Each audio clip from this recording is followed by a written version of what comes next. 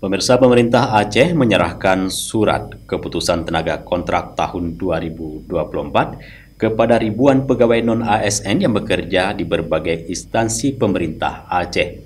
Penyerahan SK di lingkungan Sekretariat Daerah Aceh dipimpin oleh Asisten Administrasi Umum Setda Aceh Iskandar AP pada Jumat 22 Maret 2024.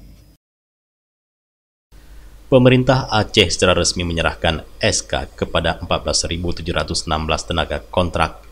Di antaranya 1.159 orang dinyatakan lulus sebagai P3K formasi tahun 2023. Khusus di lingkungan Sekretariat Daerah Aceh, diserahkan SK tenaga kontrak kepada 453 orang, di mana 17 orang diantaranya telah dinyatakan lulus sebagai P3K formasi tahun 2023.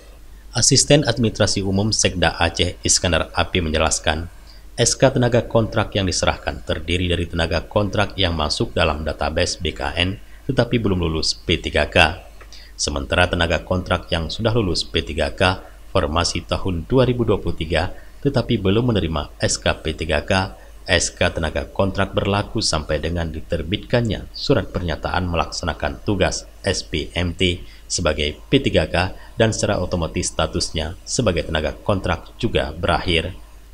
Iskandar mengatakan bahwa penyelesaian tenaga non-ASN atau tenaga kontrak masih menjadi prioritas utama pemerintah yang dilakukan secara bertahap.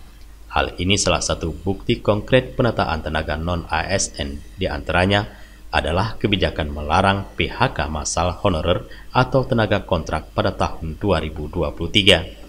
Selain itu, adanya pengalokasian pembiayaan bagi tenaga kontrak pada tahun anggaran 2024 juga menjadi bukti nyata perhatian dari pemerintah.